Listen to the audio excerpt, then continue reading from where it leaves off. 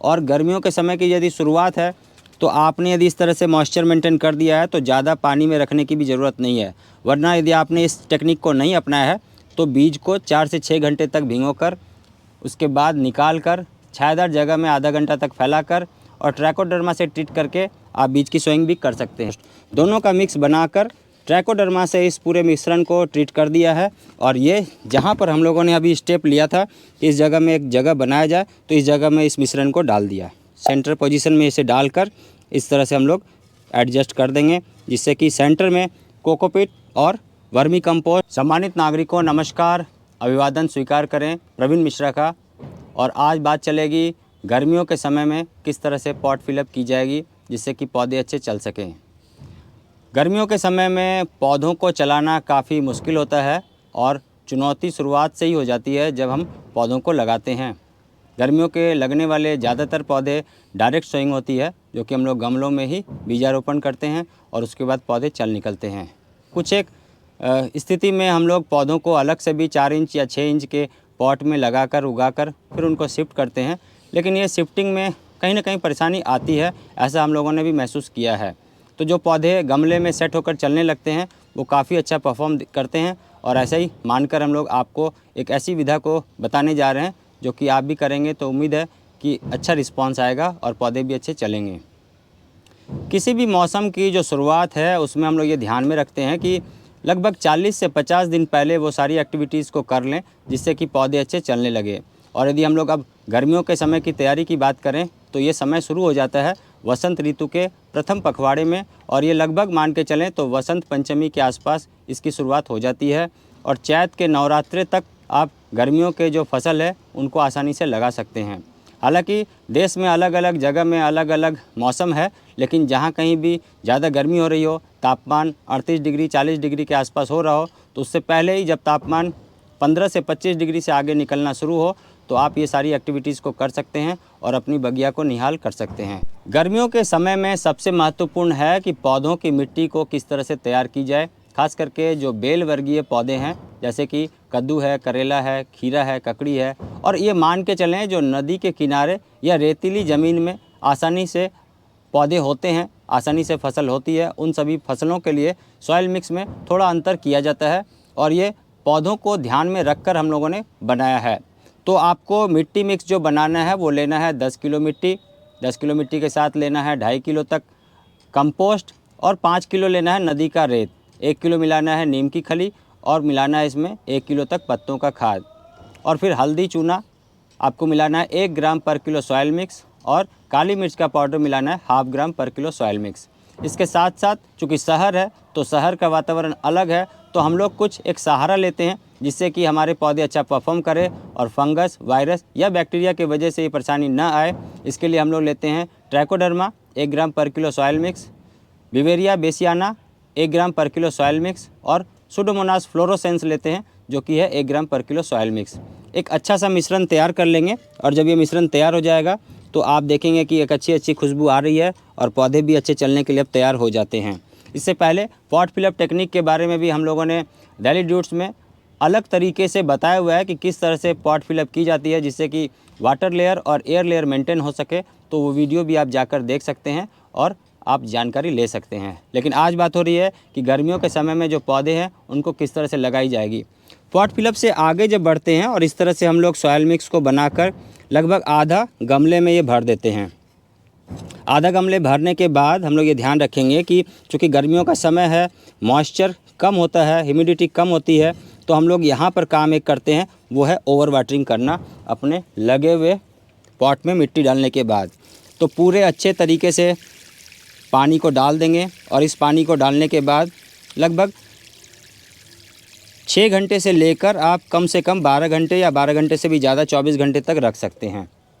और ये जब पूरा पानी इस पूरे मिट्टी में भर जाएगी और एक एक जगह में ये पानी पहुंच जाएगी तो आप देखेंगे कि इसके बाद जो पौधे इस वाले में लगेंगे, इस गमले में लगेंगे, उसका परफॉर्मेंस काफ़ी अच्छा आता है। इस जानकारी में हम लोग आगे बढ़ते हैं और बात करते हैं कि जब हम लोगों ने पानी डालकर रख दिया है और इस पानी डालकर रखने के बाद जब दूसरा जो स्टेप है उस स्टेप में चलते हैं और इस तरह का सॉइल मिक्स जो हमने पहले से भर के रखा हुआ है, इस सॉइल मिक्स में देखेंगे कि मॉइस्चर है और ये लगभग लड्डू सा बंध भी जा रहा है और पानी की कमी की वजह से या नमी की कमी की वजह से पौधे ना चलें, ऐसा नहीं हो सकता है। तो आप ये चेक कर लेंगे कि मिट्टी नमी सा हो, ऐसा लड्डू सा बंध जाए। अब इसके आगे के स्टेप में बात करते हैं कि एक छोटा सा आपको कोई कटोरी टाइप लेना है, जैसे कि ये गमला भी ले सकते हैं या कोई कटोरी भी ले सकते हैं, और इसे सेंटर में इस तरह से आपको कुआं सा, वेल सा बनाना है और यहाँ की जो मिट्टी है उसे निकाल देना है। लगभग ये 2 से 3 इंच तक भी मिट्टी आप निकाल सकते हैं। इस जगह में जब आप मिट्टी निकाल देंगे तो यहाँ पर एक जगह बन जाएगा और इस जगह में जो विशेष काम को करना है, गर्मियों के समय में ये उपाय है कि आप पहले से पौधे लगा के रखें, जैसे कि 4 इंच या 6 इंच के गमलों में लगा सकते हैं, और यहाँ से जब बीज डेवलप हो जाए, खास करके 4 और 6 पत्तों के बन जाए, तो आप इनको किसी भी दिन शाम के समय में शिफ्ट कर सकते हैं। जो पद्धति अभी बताई गई है इसी पद्धति को ध्यान में रखते हुए, लेकिन अभी जो बात कर रहे हैं वो पद्धति हम लोग काम कर रहे हैं कि आपको लेना है कोकोपीट। लगभग 1 डब्बा कोकोपीट ले लीजिए और इसमें 1 डब्बा खाद मिला दीजिए। वर्मी कंपोस्ट हो तो ज़्यादा अच्छा है, वरना आप किचन वेस्ट का भी खाद मिला सकते हैं। इन दोनों को मिलाने के बाद, जैसे कि यदि मान के चलते हैं कि यदि हमारे पास ये 1 किलो के आसपास बन गया हो, तो यहाँ पर हम लोग 1 से 2 ग्राम तक ट्राइकोडर्मा मिला देते हैं, क्योंकि ट्राइकोडर्मा से फंगस नहीं लगेगा और फंगस ना लगने की वजह से पौधे भी अच्छे परफॉर्म शुरुआती दौर से करने लगेंगे। तो एक अनुमान के हिसाब से लेते हैं तो ये लगभग 1 ग्राम ट्राइकोडर्मा हम लोग मिला देते हैं।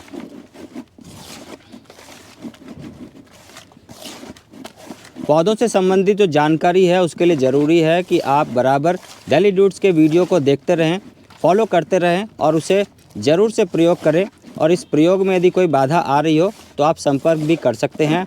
और इसके साथ साथ हम लोग ये कोशिश करते हैं कि आपकी बगिया भी अच्छे से चले। तो हर घर बगिया की मुहिम को लेकर हम लोग आगे बढ़ रहे हैं और देशव्यापी समर्थन मिल रहा है।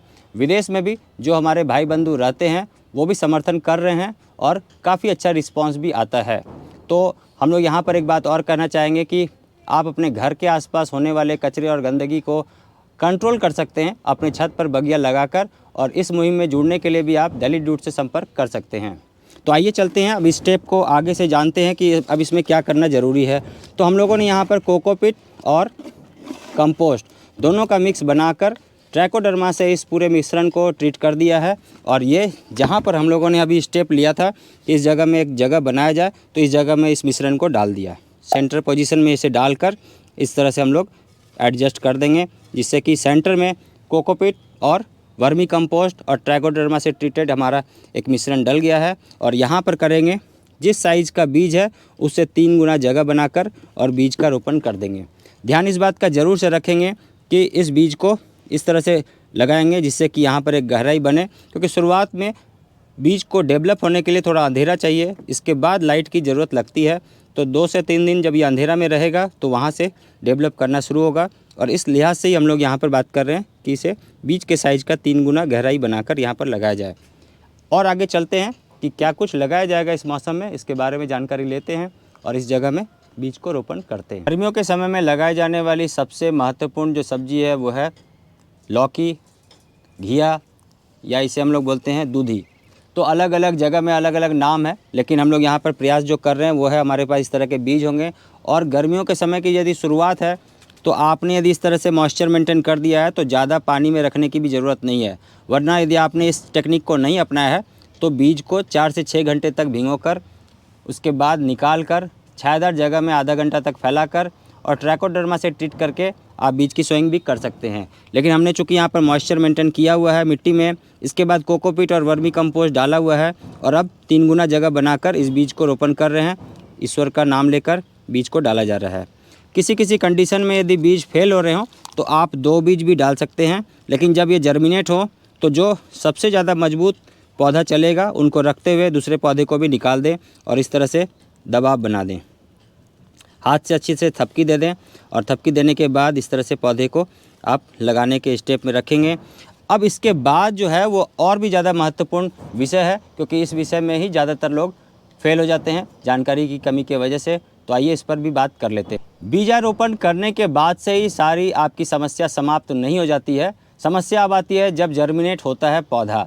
चूँकि अभी वसंत का समय है तो ज़्यादा गर्मी नहीं है, तो आसानी से पौधा जर्मिनेट हो जाएगा और अच्छे से चलेगा भी।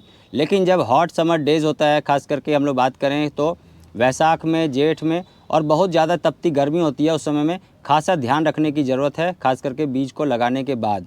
तो हम लोग जहाँ पर दक्षिण की दिशा में और पश्चिम की दिशा में जहाँ ज़्यादा धूप आ रही हो उस जगह में इस पॉट को नहीं रखेंगे, और यदि किसी कारण से रखते हैं तो वहाँ पर ग्रीन शेड नेट लगा देंगे। ग्रीन शेड नेट 50%, 50% वाला, 70% या 90% तक भी मौसम के अनुसार लगाया जा सकता है। और इसके अलावा जहाँ पर भी आप पौधे के इस गमले को रखेंगे उस सरफेस को भी ढक देंगे, खास करके चादर से हो, दरी से हो, जूट की बोरी से हो, और उसे मॉइस्ट कर देंगे, उसमें नमी बना के रखेंगे। और उस जगह में आसपास में जहाँ पर भी आप ये ट्रे को रख रहे हैं या इस गमले को रख रहे हैं उस जगह में भी आप छोटे छोटे पॉट्स में पानी रख सकते हैं, बाल्टी में पानी रख सकते हैं, ह्यूमिडिफायर कर सकते हैं। और यदि वहाँ पर ह्यूमिडिफायर बना रहा तो आपके पौधे को काफ़ी अनुकूल वातावरण मिलेगा और पौधे अच्छे चलेंगे। गर्मी के समय में इन सारी बातों को ध्यान में रखते हुए फिर भी यदि आपको लग रहा हो कि ये सारी चीज़ें आप तक पहुँच रही है तो आप वीडियो को शेयर कर सकते हैं, चैनल को सब्सक्राइब कर सकते हैं और हमें आशीर्वाद दे सकते हैं। तो आप सभी का बहुत धन्यवाद। पुनः मिलेंगे नई जानकारी के साथ, तब तक आप लोग भी बहुत ध्यान से रहिएगा। Thank you very much, take care और नमस्कार।